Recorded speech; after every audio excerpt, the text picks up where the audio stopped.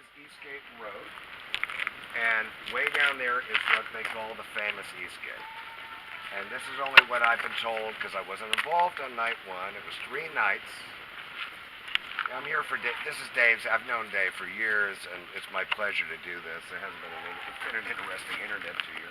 But anyway, so you'll have a little sense of locations, and you can define for yourself what works for you. Huh? Anyway, this road was this is a back road to the back gate at Woodbridge. And none of these trees existed for the simple reason if we were attacked by Spitznats, which is Alpha Team Spitznats, they would come down real quiet-like at night from halo jumps. It's high altitude. They start training, and we were trained to kill them before they killed us, which was a pretty good option. But we were killers, not John and Jim. They were the guys writing parking tickets and breaking up bar fights on the base. They were dressed like police. They were a police unit. We weren't security police. We were security specialists. A whole different code, 81130 I was. And we had air basic defenders courses and all kind of advanced warfare courses. So by the time you're here, because we had nuclear weapons, not here, but on Bentwaters, secretly housed, the government knew, but the people here didn't, and our motto was, back in those days, some of you kids weren't alive now, I'm at that age, some of you kids, but back in them days, you had a place called Greenham Common, and there was the CNB, right, the anti-nuclear thing. And security police and all forces would have to go down there and defend that fence. And that was a diversion because we didn't have weapons on Greenham Common. They were here. Makes sense tactically, does it? And our motto here was better on their fence than ours.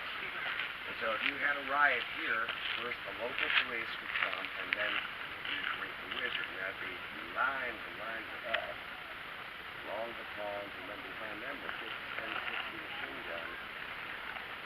Take out. This is lethal force here. So this is all clear, and it was all ferns like that in the winter they got, and you could see the horizon, the enemy. And this forest, so this road all the way down there is the fence. And John Burroughs, and I know this, I wasn't involved in this 2 nights before me. There was no rumor mill here, if you hear that. There was none. We're under orders, we're quiet, it's military. It's not UFO fun. Okay, I'm sorry, I'm not being rude. I've seen this thing be rewritten, evolve into something I don't recognize anymore. And I was just 2 years older than you, I was 19, right? So way down there, John does a gate check in his car. And he turns around at the gate, because that gate wasn't used a lot. Lock made sure it was locked, late at night. Turns back directly down that road, his line of sight is here. And what he sees about 100 yards in there, 50 yards, is what he thinks is a burning aircraft. An aircraft, something's gone down, there's weird lights and all. So he calls on our 4-channel Motorola's, Central Security Control on Bentwaters, and he said, I'm seeing something looks like very strange in the forest. Can you meet me? Now, everything I'm going to tell you now is because John and Jim, I stood with them as they explained it to me. So I knew, because I didn't know. So, they call in, they get a guy that worked with me, Bud Steffens, he's my reporting supervisor. And Bud pulls up, he's a senior guy, and Jim Pennison. And they stop right here. See this metal, this thing? It's a great landmark. You'll seem so smart to your UFO. How do you know all this? Sasha Christie's headed in it that way.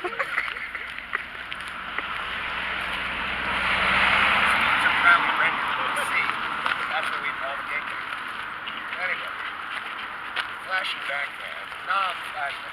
So this party was a good thing because this is where Bud parked, and they sat here and they looked. And they looked straight in, and they could see this thing moving and weird. And this is night number 1, boxing night. And they're like, what the hell's all that? And so Jim said, Jim would be the senior guy with John, and then Eddie Cabanasac. You don't hear from him. He's smart. He stays out the fucking thing. But Ed and me trading together, got here together, and started working on flight together. It was just on sea flight. My flight was due to come on 2 nights later. So we had no knowledge. No one's running around saying, yeah, you're a UFO. It's a classified incident. No one talk about nothing. There's no rumors. Never was. No little guy. And straight in, so they had to get a party. And Bud Steffens, they said, you want to all go out? Bud says, not in your fucking life. That, quote unquote. And he said, I'll stand here and relay. Like, I got your back. He just knew it was weird. So Eddie was new like me and just new on flight. So he had the big guns and went with John and Jim with the sidearm and went straight out after it. But it kept moving away until they encountered it. Now, if you follow this in a straight line, it doesn't come out to the orange juice squeezer. There's a monument out to Jim. And we waited till he got his pension to have his sexy story. I fought it alone for a decade. I'll get a medal for it one day. And so straight out, all that happened. Now, it's all fun where, you know, he touched the craft. I can explain some of that later, how we were trained and why that flies in the face of it. And they might go, oh, that makes sense. Let these guys go. And so that shit they hit on Howard Hughes. I had nothing to do with it, but they had it explained to me by two of them. And I have to accept, yeah, it makes sense. Line of sight, boom, there. And they went.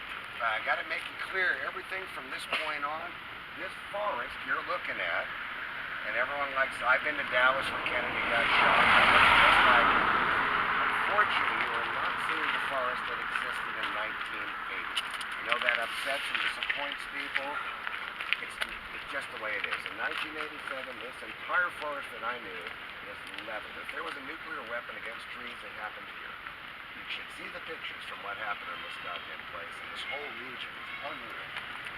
And so what you're looking at, the track. Let's talk about the trail. Which have always hated this whole thing. What they did is they have built these trails. It's fun for the kids. It's interesting. Nice park with all of them. They have absolutely nothing to do with any of the events at all. I hate to tell you that too. Is a redirection. It's something, you know, that they've never been supportive. So this county, this town, this forest, and yet they decide to do this. I mean, it's definitely it's the government property here at the end of the day. It gotta make sense. And then you put a kiddie ride up, and nothing happens. And you create an image, an idea, and oh, toss both ways, chaps. That's how it works. Both ways, chaps. Well, they're new. They're all new plants in 1980. They planted 1.5 million trees. They look like that all that has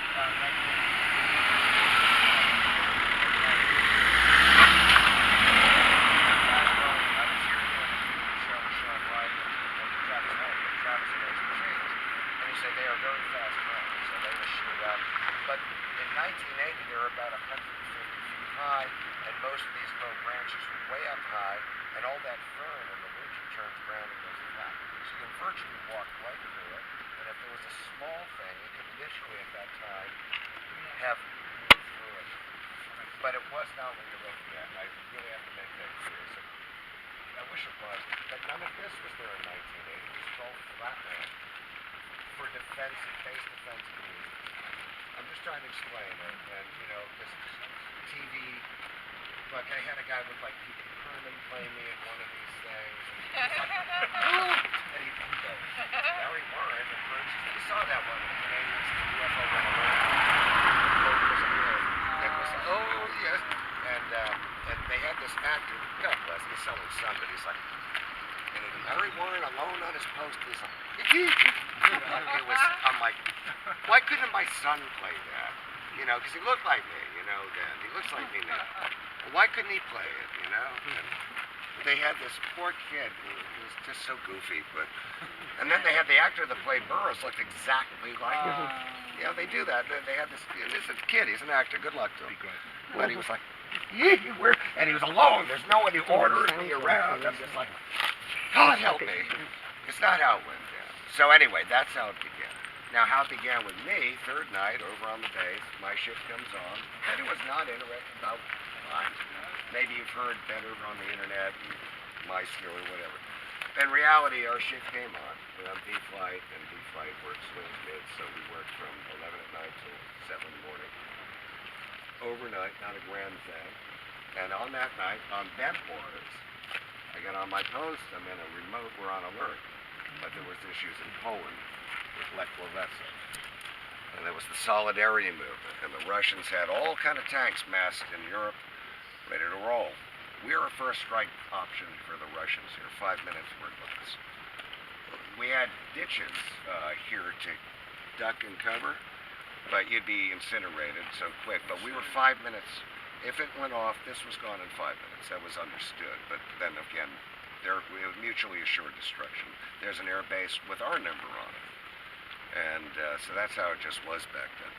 And so anyway, we get on our post, and I get on a radio thing. I'll do that. I won't be doing this much more.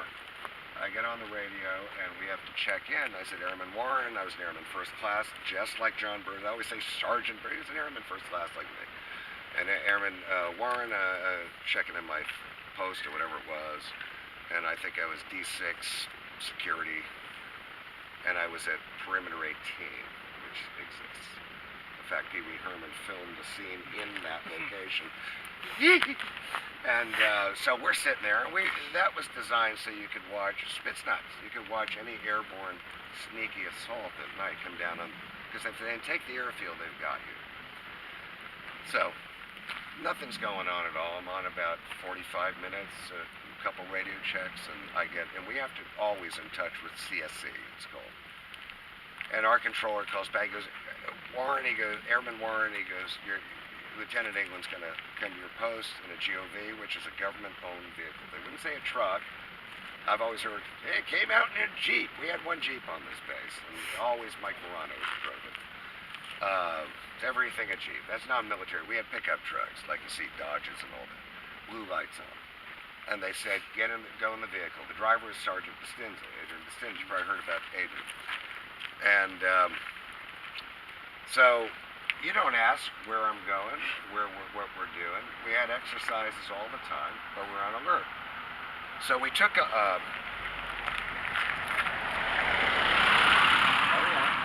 we got in the back of the pickup truck, deactivated your post, and it was not a normally manned post.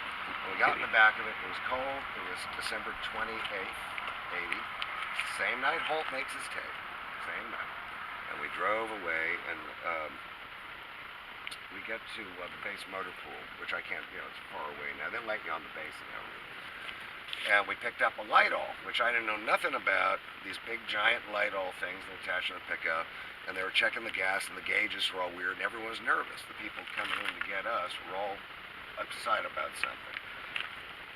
The John and Jim thing and Eddie happened 2 nights before, and then Bonnie Tamplin, who's a lieutenant, black lieutenant, came out here to patrol and had a very awful thing happen to her and refused to come back on duty. And that was the second night. And yeah, that's not talking. I don't talk about it because she has chosen never to speak, but it's kind of on the record a little bit. And she was a lieutenant, black woman. She would not work out on night shifts or come out here again. She's a law enforcement lieutenant. Can you give a rough indication? I don't know. It was something, whatever it was, she pulled a boot knife on Lieutenant Drury. Carl Drury is the #2 security police chief. And Mal Ziegler was our #1. And she refused to come out, and she really proved it by, I ain't going. And they probably had her head observed a little bit. Something bad happened to her with phenomena. Don't know what. I don't know more than that. And I knew Bonnie, though. I knew Lieutenant Tampa. And then, so we drove the motor pool. We got that. We got to the main gate of Bentwater, which doesn't exist now. The base is all gone. I took you on it. You saw where my dorms are, and now as an old lady lives in this house there. You live long enough, it's freaky, man, because everything you knew is gone. It's just gone. This is a major base. 6,000 people between these two. Americans. There's American cars everywhere you look. Yank tanks, they call them, right? Everywhere. It was Yankee, and it was a big part of the economy here. And many people here worked on our bases and, had clearances, and they go back since World War II. This was a crash recovery base for B-25 bombers. They get shot up over in Germany. They come back and crash here. We had Nazi planes crash out here. A lot of dead people died on these bases. We got bombed all the time. They filmed the movie Battle of Britain on here. They filmed 12 O'Clock High movie on Woodbridge, too, where they turn the clock on the mantle with Gregory Peck and all that's in the Woody Bar down here on the base in Squantown. That was a little history. They used to have a history of this base, which included the incidents that I was part of. And I noticed that's removed now. And that's a shame, because it's a great, amazing history of this place. And they did include the 1980 incident. Not in detail, but it's there. It's nice to, it's gone now. Because there's a huge effort to rewrite, disseminate character assassination. Not just me, other people. I'm the most popular lately, but I mean, it goes around. And so anyway, we grabbed up the light alls, didn't know how to use them. It was me, Ed Cabanasak, not Ed, Mark Thompson from California, Steve Longero in the back, Busty in the front, Lieutenant England in the passengers. And we're driving, and then we stopped, picked up other vehicles, and we came down here, down the beginning of the road. It took a while to get here. It's bad. You've gone the route, right? And they had a roadblock, and if you ever read our book, there was a car, white Ford Cortina with a little girl. It's a back gate, not used much. And they stopped this woman, and I heard, because we were an open thing, it's about 38 degrees that night, kind of clear and cool. And they said to her, we won't delay you long. There was a little girl asleep on the seat. I could look in and see it. And she goes, what's up? Because there might be unexploded ordnance. I'm like, God damn, what are we doing? That's EOD does that, right? So, they let us past here, and we got down in this area. This parking thing I don't think was there then. You couldn't walk around here back then. It wasn't dog walk. Like maybe out there, but I don't think so. And we got back, and Lieutenant England said to one of the cops, who was manning this road, they had flares in the road. And he said, where the hell do we go? He goes, turn left after Eastgate. And the only way to go left after Eastgate is the road I'm going to take you to. And none of these flying saucer trails exist. I'm sorry, guys, they weren't here. And it was a loggers road. That's all it was. It was not like it looks now in the event. And that they had open here. It Like a military type one. Well, it was the government forest. It was more with training out here. And this road was here because they'd throw tanks in here and we'd have exercise, right? And it was also to bring logs out when they forested. But none of these and remember, none of these trees were here, except some on this side, and a few here, but you can see them sheared off at about 70 feet. Okay, murder's gonna wipe me It out. was devastating. But this was like a cathedral. We turned on here rather quickly, and it was a two-track with a hump in the middle. That's how it was. And there was the pine trees came up to each side, and it was a cathedral. You couldn't see the sky coming down. So it's like a canopy long. Yeah. Way up though. And it was a weird effect. Remember, I was on this side of the truck, so I'm right here behind the Stinza, right? He's driving, and I'm like, oh man, this is great. Where are we going out here? You're not thinking about it. You don't ask. It's not your place to ask when you're military. You're trained out there. Did you think it was a training thing? You must have thought it was a I did training think that. exercise. I thought, well, we talked about this saying, but we had live ammunition. And I'm thinking, they got us here quick. You were like, why you got live ammo for this training exercise? And we shouldn't have it on here, but it wasn't chambered, or you didn't have rounds, but they had an armorer out here, and they took our weapon. Each weapon was numbered to you. And I'll tell you how long ago this all happened, is that Jimmy Carter was president still, and that my weapon, when I got it, has a trail of custody, paper trail. They don't just, here's a weapon. So my 16 was on Tunstead Air Base during the Tet Offensive when it was first deployed in the U.S. Air Force, 12 years before I was issued it. Well, the military budget there, just after Vietnam, this is only 5 years after Saigon fell when this happened, it was terrible. There was no budget. Our equipment was less substandard. It was just bad times to go in the military. But I went in because they took our hostages in Iran. If you see Argo, that was my motivation. I said, them sons of bitches. And you seeing the guys all blindfolded, that's what made me go in. Because it wasn't popular to go in. I mean, I was off to college or they were off to whatever. I was in rock and roll bands. And I said, well, geez, but most of my friends that were working in supermarkets. I said, that ain't for me. And I went to school here in England, so I said, the Air Force could get me back, and I got the last guaranteed country of choice in the Air Force. So my recruiter told me, and I believe I did. And I got England because I went to school in Essex, in Billericay, a town there. And that was fun. And anyway, you'll see that it's sheared off. Yeah. And that's an original tree. Ah. A lot of the TV shows you see recreating this are filmed on that side because that's very reminiscent of how the forest was in 1980. The trees are somewhat more how it was. It's more of that idea. This again wasn't here, but this little in trail was here, and this depression in the ground, believe it or not, it was frozen with ice, and there must be a natural depression in the earth here, because our vehicle came in, stopped like that. The law enforcement, there was a number of vehicles. This area was not this big. It was a small clearing, kind of circle. There was no trail over there that I was aware of. There was a fence down here. So when Charles Holt says, I claim they drove a staff car out onto Capel Green, I've never claimed any such thing. You couldn't have driven down there. That's why we went this far. The light alls didn't work. We turned our weapons into an armor, a red hat. They had racks, so we weren't armed now. We had radios. And there was something big going on way over there. And so I believe, that's why I asked Holt, when I last met with Holt in person, I went to D.C. to sit down with him. And he went through all my military record. He said, it's all right, how'd you get it? And I said, I stole it. There's a lawyer on base said, you're going to get fireproof. Grab something. Because I had to hang carry my records. Big mistake they made. All this stuff here, and I'm faking military records. They don't even know half of them. My book, we didn't do the justice to anything in our book, did we? But we were the only ones doing anything about this then. And I grabbed just one folder, didn't know what it was, and just was shitting myself. And I went in and I handed my records to the admin people on Bentwaters when I was leaving. Fully honorable, by the way. I did honor guards, change of commands, everything here. I wasn't like on dope and, you know, all these things you're told. It's so insulting. I served my country well. I left for a breach of contract because I was kept in offices in security police operations. So they can keep an eye on me because I call my mother right away. I'm a security problem.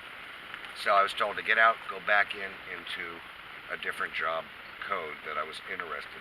Once they got me out, I had a re-enlistment code that does not exist. It's classified. My military records are classified to this day. It's not that the National Archives or records of veterans won't tell you if you wrote to them that I served, which I think disappointed. I've had people say I've never served, it's stolen valor. You don't tell a real veteran that. These are those guys with 900 medals, and they go, yeah, I was there, you know, the Civil War, I was there, yeah. I don't believe your story. Really? Which part? Anyway, so this is what you put up with, you know, on the internet, right? Typing tough, I call it. They wouldn't stand an inch. They'd fold, they'd blow up like dust in the wind. Anyway, we're parked here at an angle, and this guy, I asked Charlie Holt, I said, did you wear glasses like, I knew him on the base anyway, but his eyes aren't good. And I said, did you wear glasses at night? He goes, why? And he's like blinking and looking around. We're in Pentagon City. We met him near the Pentagon, right? And it was me, Peter, and Bob X, American researcher. And I went to him. I spent my money to go see him. And I said, you want to do the forward to our book? We didn't know we'd ever get published. It was 11 and a half years of working on that fucking thing, right? And many trips over here. I financed the whole thing. No guarantee, you know. For a fraud, I'm sure spending all my fucking dough, right? Just on no guarantee. This is back in the days of real publishing. So it wasn't like everyone's an author now, right? Our book was a Times of London bestseller over John Le Carre for a week. You know, for a hack like me. And I wrote my own stuff, by the way. May not be good, but I wrote it. And so this guy that looked like Holt, it's nighttime here. Light alls didn't work. Burroughs is there. I'm like, what's he doing out here? No one liked John. It was called All Ate Up. I'm not here to knock no one, but John he'd arrest his mother. He would. He was all ate up, we called him. So he was with Chris Arnold, and I gotta go in this where you hear on the whole tape. Tell him and Burroughs we don't want him out here right now. We'll tell him when he come out here. Okay, so we had radio silence, and we had our Motorola's and big torches we had. We went off in the woods. Now picture the woods like that, but here. Right. So we didn't go down this way because there was a fence, a small fence apparently, and that's why, Burroughs, he said there was a fence there. That's why we couldn't get vehicles closer. I go, I didn't know that. That's why we went this way, to go around. So we went through that kind of forest but here, at that angle. And we're walking, and I'm like, what are we doing? And Busty goes, oh, there's shit going on, man. There's heavy, just be quiet. And you're here in October #1, we're looking for the wing. They're looking for the wing, which is Gordon Williams. Like, if you're the wing commander of the base, who personally handled my discharge, and wing commanders don't handle Airman Nomark's discharges. The wing commander of this base handled mine. That's a fact, not lying. Believe me, everything I say, I go in the courtroom, walk out, and go cock-a-doodle-doo. If I could afford courtrooms. Ooh, yeah. So, it sounds arrogant, believe me. You wouldn't last 35 years in this shit, man. You know, like an idiot. You just, unless you like punishment. And off we went. And we had no idea still. But I'll tell you what, the feeling as we got in there, I had a Timex silver watch, a cheapo silver watch. And I had a thing to camouflage reflection on it that we had to wear on them if they had a reflective watch, tactical reason. And I just remember kind of the arms starting to feel weird. So it wasn't like, hey man, a UFO, what's going on? It wasn't like that. In fact, in years later, when the other folks decided to come out and create their sexy stories, like I know the future of mankind. It's sexy, it works, it's potential good Hollywood stuff. Don't make it so. Certain things don't work like that in real life or in the military or with this phenomena at all. It's magic, it's weird, it's not us. And this wasn't us. I don't know what it was, but it wasn't a test, it wasn't this, an experiment, a drug party, Boy George. I remember the papers when all this broke. It could have been Boy George. The British press was broke. And Mark Wardell designed Boy George's logo and his good friends. And I said, show George this shit. I've never met him. And it said, could it have been Boy George having a practice session in the front? What? That's how your press was then. Jesus. Man. And I'm like, what have I done here? So tagging him in this video. So anyway, boom, it gets better, believe me. And so, but there was a strange outside weirdness happening. And if I look back, and it was a silence. No hyenas going or... What the hell? No, that's timing That for you. freaked me out, man. That's timing for So, you. and then we went that way, but Lieutenant England and this Hulk guy, that if he had aviators, went that way, and which totally adds up to what he was bringing him to, and then you hear Bruce England on the tape, because now Bruce is with him. Bastinza had been out here earlier. They sent Bastinza to get more personnel and Lightoff. That's why Bastinza was here earlier, then left, came back. We have up to 14 hours of missing time. Now, if you read my book, we do. Now, here's the weird thing. I'll get to that after. Let's take it in order. So anyway, now let's just walk on and pretend nothing is happening now. And cut. We're going... This is pure vodka. Laced with cocaine, you know how I roll. So, pretend we're not here. We're going through the trees like over there. I'm really trying to be accurate for you guys, because I won't be around forever. And you go through there, and we're going. Now, I'm going to take you where all the heavy shit happened. Forget, the John and Jim is up to people's reality. I wasn't there. I'll tell you why. Then we'll go over the memorials. True, sir. But if you want to see where Halt stuff happened and all ours happened and the contact, if it was, happened, and where the only evidence of anything ever happened in those 3 nights, I can show you that. And that is a fact. That's Springborn Environmental Labs have proven. Right where I said something happened, something sure as shit happened. That is anomalous, and you don't know, well, because UFO, well, whatever. Look, I'm the only UFO alleged whistleblower, that ever had his passport officially suspended by my government. In fact, I'm one of the few people in history ever had it happen, because you had to be a felon. And that was because I spoke about sensitive defense issues on public forum and on foreign soil and public forum. And it took former U.S. Attorney General Ramsey Clark, who was John F. Kennedy's #2 next to Bobby. He was #1 attorney in the land under Lyndon Johnson. And even Richard Nixon, a different party, took him on as still the Attorney General. Then he came out against the Vietnam War. He was a very famous lawyer and he was the top lawyer in the United States in America, and he got my passport back for me. He said, it ain't because of nuclear weapons they did it. He goes, the government there knew that. People probably knew it. He goes, it's because you're talking about UFOs. And that comes from a guy that worked under President Kennedy, Johnson, and crafty Richard Nixon. And so these are things you don't hear about, but ufology has never supported me anyway.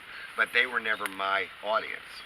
This was important for the people of the world, really. This is a human rights issue. Yeah, hell yeah. It's not, and nothing, look, I know UFOs exist. I don't need disclosure. I was one of the disclosure people in 2001, proud to do it. We lobbied for a whole bunch. But my disclosure happened when I saw little fuckers come out of my bedroom wall as a 5-year-old and come up to my crib and go, with their heads, and I'm like, hi, you know, and just that, and I like the feeling of, woo, like the solar plexus. My disclosure happened many years before I was ever here. I don't need, and here's the other, I'm not preaching at no one, I don't get a chance to do this a lot, but for a subject like America in here, notice not many people of color in this subject, by the way, and they're interested, but they're not involved, and they're not here, and there's some religious elements to that too.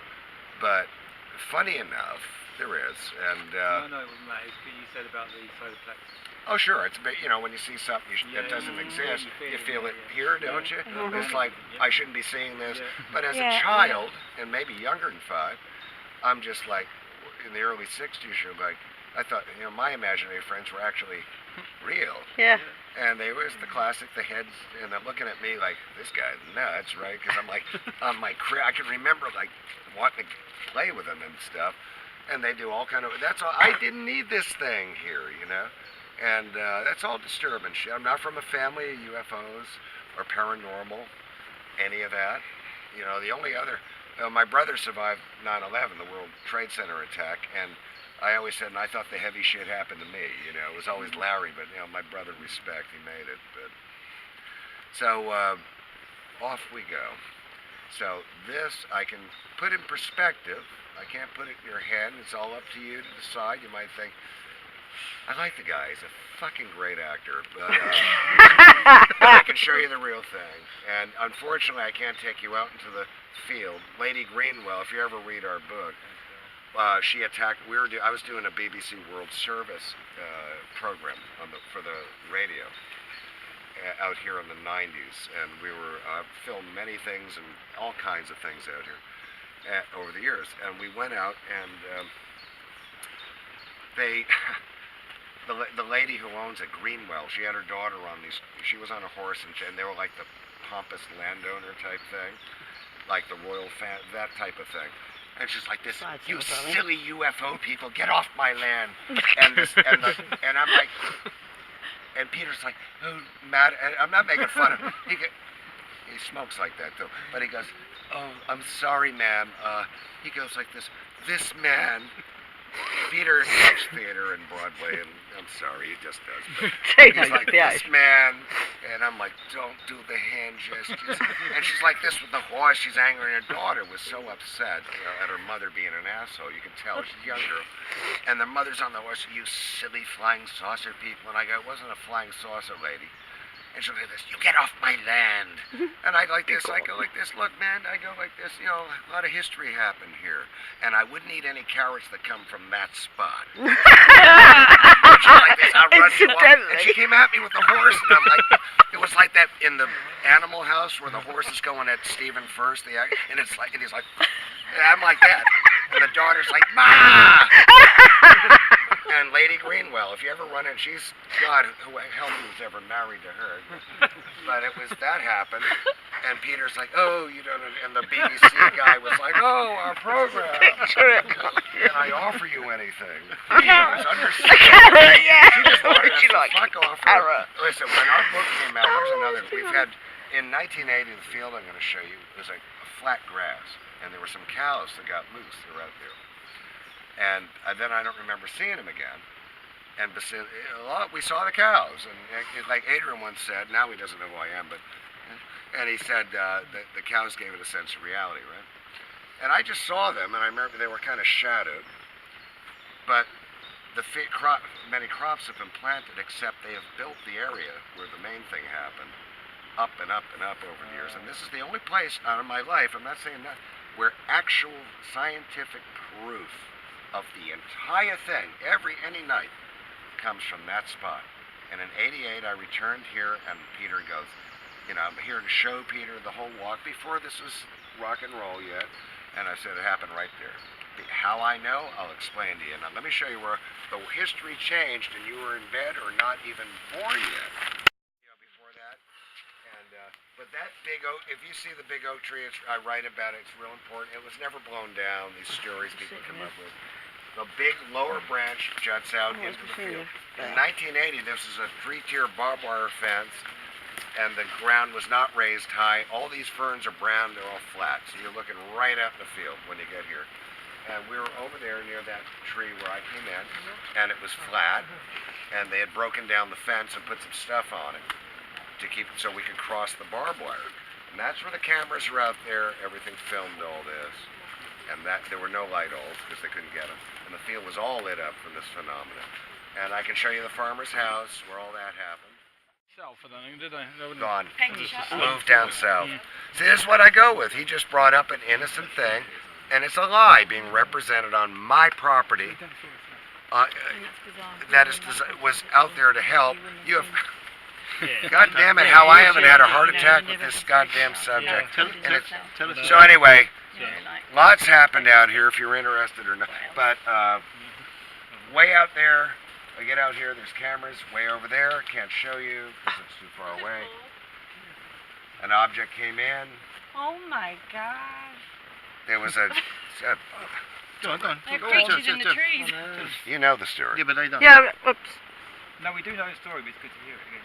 You want to hear it? Yeah, I don't know. Sorry, no, I was looking at the tree gave me a heart Come on this way. attack. Oh yeah, I don't want to waste time for anybody. Red ball But light. okay, no, glowing ground fog, not floating above it. It's out there, and that's the first thing I saw. Camera crew from Public Affairs in the field, filming everything. So they knew all this was going on. Lots of personnel out here. A lot of them I know. Some are on my Facebook. I ain't telling you who, because they don't go near it, right? You've talked to a few, and they're like, I've said I'm not going near this shit. UFOlogy. They have no respect for it, and this could have been the greatest thing to kick the lid. It's never gonna happen. But so anyway, get what you can out of it. And there's the big mist, about 50 foot in diameter. Out in that mist, way beyond that finger of trees, the Orford Lighthouse is straight out that way. We wouldn't have seen the Orford Lighthouse at all even that night. You wouldn't have been looking at it. We're looking at phenomena within 20 feet of us on the ground. The orange amber color light, size of a basketball, I describe it, came in from the south of the Orford Key. That's the Orford Lighthouse there. Came in from the North Sea. It came in and did a downward arc. It went like that, real quick on the field, stopped above that mist thing, everything slow and weird, and I'm like, what? All like that, Bastins is here. And it was a flash of light. It was sharp, I can't describe it. And we all got damage, all this. And there was an object, not solid, it kept changing and transforming, and it was a triangular, white-colored thing, not black or any of that, like Peniston talks about, and all kind of weirdness happening. It's impossible to describe. I don't do it justice. And then our wing came up, other officers. Gordon Williams was here. He's never sued me for saying he was here, and he was. I was his bodyguard at his change of command in March. I knew him the day I got on this base. And if you're the wing, you're going to be here when this is going on. Holt was not the senior guy on this base. So, bang, bang, bang. And they're out there, and we're seeing this, and it's very surreal, and they're filming all of it. And as Adrian even described, I recommend you listen to a radio show John Burroughs did with Adrian Bastins and myself. On and YouTube. Adrian went further than I ever have, which I was quite surprised. It's on the internet, it's easy to listen to. Then start asking questions, you know. I can't do any more, can I, really? We've done plenty of interviews, you and I, and it's all there. It's all on YouTube. It's there. Apparently. I know it is, and we've done good work. but I'm not typing defending myself. I'm not on trial and have my words all cut and pasted and other things like I attack women and do all this shit, right? I've seen it. And so this came over, well, there might be one I'd think about, but it comes on in and blows up. And so there was a phenomenon that came separate from it. No doors open. And when you hear about aliens, well, I don't know what else it was. Bastinza describes it of like ghosts. They were translucent. They weren't your classic gray. And there was a face, and it had some weird eyes. And there were three, and they were so small, guys. I can't tell you if I can remember it. They came out separate from that, and the thing split. And I'm like, what the hell is this? These are kids. These are kids. And it's not like the TV shows do at all. And no, some people ran away into the woods. There was some outside control. There had to have been. I look back because I would have run. And this is where it gets weird. So we're watching that, and then there was never communication. I said, on that show, the HBO thing, I'm saying, if there were, it would have been telepathic with Gordon Williams. And it looked like they had a protocol to deal with the phenomena. It looked like they knew what to do if something like this happened. It just seemed like that. And it was all dreamlike and weird, and there was this phenomena. I'm not the only one that says it, and people that have said it for almost 40 years now pretend it didn't happen. Well, that's up to you guys. If I'd said that, I'd be in trouble. But whatever. And you're the researchers, and this phenomena happened. I don't like any of that. And it was filmed, and it was living, and if it wasn't, I was led to believe it was, and it looked it. Okay, it was not the alien gray ET coming out and what everyone wants it to be. It was undefined, it was bizarre, and it had a face, and it had a body to a degree. I didn't see all of it. And that's why there's no pictures of aliens in the book and all that stuff, because I can't do it justice. And people go, oh, draw a picture, and I can't do it. You can't draw magic. You can't draw God. You can't draw it. You can't do it. And but pop culture makes it, they come out and they're waving at people, that kind of thing, and all that shit. So that happened, and we got tapped out. I'll make a real long story short. Called away, we walk away. And Bastinza was there. He was a senior guy. Stevie Longero. Where's Tino? My eyes are so bad. And we walk away, and this is where we have a problem. And Burroughs and I figured it out. Ader and I figured it out. In the book, I write, I leave, and suddenly I'm back on the base, and it's 7 in the morning, checking in the weapons, and people are making UFO jokes. Well, this is about 2 in the morning, so where's all those, 6 hours or 5? And we're going, we're missing. And even in my book, I went, oh, here, I just skipped over what I didn't know. I remember going back to the base, obviously went, but there's something missing with all of us. Don't want to know anymore, don't care. And then we left, and that's where, to me, it all began. I was sick. I felt metallic taste in my mouth. I felt eye trouble. I called my mother with right Vatrum. I went to a payphone thinking I'd get away with it. I didn't. And I got cut off on the phone. My mother is not a liar. She has dementia now, but her best friend, who was there, has verified that for Mr. Heseltine in an interview. And my family don't lie. I knocked someone out for saying it too. I have more class than I'll ever have, my family. And but that's where it began for me, you see. Because this, I can't define that. It's just my perception of magic and something I'll never understand. But then when the federales, how they deal with it, that's the story. And by 5 o'clock, we're debriefed at 11 in the morning in Ziegler's office by Naval Intelligence, not Air Force, not the OSI. They had nothing to do with it. Navy Intelligence and NSA, which identified themselves as Armed Forces Security Services. No one knew what NSA was then, but no one knew until I was saying that Navy actually handled the UFO search. Fact. I was first to say it, and now everyone's like, oh, the Navy was there. Halt's like, yeah, the Navy. That's me. He parrots me all the time. And DNI have a handle on a lot of these kind of other things that have happened. It always seems to be them. Well, no one was saying it in my day, I can tell you, and that's only how they identified himself. And that guy who led the debrief, and it wasn't in a secret alien base. It was in Malcolm Ziegler's very cramped small office. They showed us a film and didn't have narration. They was all head games.